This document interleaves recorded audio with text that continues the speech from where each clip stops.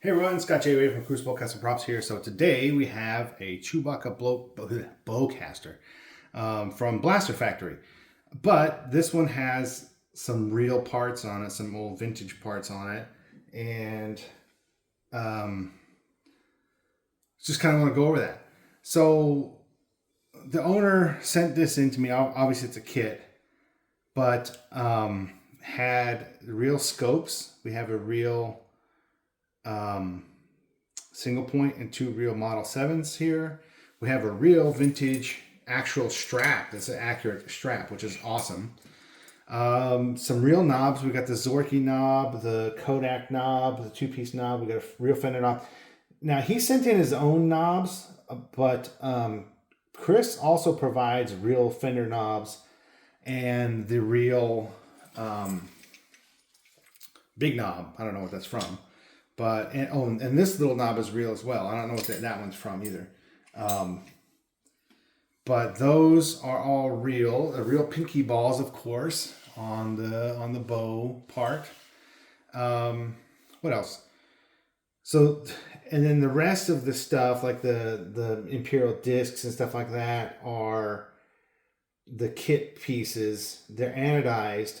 Now these I left alone. They're very hardly scratched on the original prop, so I left them alone anodized. But these pieces here, I did face them on the lathe to take the anodizing off that side, complete side, so that could be weathered properly. Because this anodizing is very, very hard. I mean, it's very hard. In fact, we went back and forth. The owner and I went back and forth. I think he ordered the raw kit. And I think everybody orders the raw kit who ends up sending it to me. But Chris will think of these things as upgrades to send anodized parts. And I think the reason is the majority of people who want these things done just want them black. They don't really care. And for things like the scopes, that's a blessing to have those anodized. That's great. That makes it life much easier for those things. But like the things that need to get weathered, like the barrel, the ears, the front part, all that stuff, being anodized is tough because his anodizing, I don't know what's different about it. I tried the Ever Cleaner trick. It doesn't take it. It cleaned it. It made some sludge, but the anodizing was intact completely. It didn't do diddly squat. So I did what I could do here, and I did lathe down the entire barrel, put that in the lathe, and laid down all that, except for the part that goes in here, because it's going to take off some material, and I wanted it to be as snug as possible. In fact, this will need to be shimmed by the owner when he puts it together, so this stays strong. And when I'm disassembling it for packing, I'm going to make sure everything is as tight as possible. But anyway, that creates an issue taking off the anodizing because it just takes like a thousandth of an inch or 10,000th of an inch off of the material, which makes it not as snug as it would be. So, but I did leave the part that goes in here, the original thickness with the anodizing, because you don't see it anyway, so it doesn't matter. But I wanted it to be as snug as possible. So anyway, long story short, did get this stripped and then painted and did this because at first I did dry brushing and he wasn't very happy with it. And I get it. That's fine. I tried to make it look as realistic as possible, but he wanted it to really look with metal poking through. So I did that and ground the ears down so that we could have real metal poking through there. But everything else that you see the scratches are actual scratches through the anodizing. I did sand these as much as I could to the right spots to try and get that look. The knives, as Chris calls them, I scratched those down through the anodizing, of course. Let me show you the other side. Of course, there's that faced one. This is all plastic, real knob plastic. So, in this side of even the post-production photos, there's nothing really hardly worn on this side except for right here. And the barrel, of course. I don't really know why that is, but that's how it is. Yeah, I think this looks actually really freaking accurate. He even got a real vintage coax plug here, or composite cable plug or whatever. I don't know if these were supplied by the owner or Chris, but these are perfect in here. These are glued in. Yeah, I think it really looks the part. And this is the first one I've done with the strap. Now, the strap came with the rings already on here, so at first I was thinking that it might have been canvas from the original bag that they were on here, but then when we look at the pictures, you can tell it's brown leather. So we got some leather stock and fitted that. Now, one of the interesting things is when you do that, because Chris doesn't provide the straps in any way on that. So one of the interesting things is the thickness of the leather when bolted in, the bolt that he provides is too short. So I had to find another bolt. I had to go to, there's this, luckily I have a really cool hardware store here that has weird, obscure bolts and stuff. So I found the right bolt that was longer, as an inch instead of, I don't know if it was 3/4 of an inch or half an inch, but anyway, it was longer. And we have plenty of purchase in here so it can bolt through the leather because that adds that thickness there. And funny enough, you see this on the photos, and I'm going to pause here and show that to you, but you can see on the photo that leather comes all the way up here, and you can see the two pieces sandwiched right there. You can see it on the photos. So let me show you that real quick, and then we'll come back here to the floor. All right, here's the picture here, and you can see right here, you can see this leather. You can see the two sides just sandwiched in there between there, which is pretty cool. So I tried to make that as accurate as possible.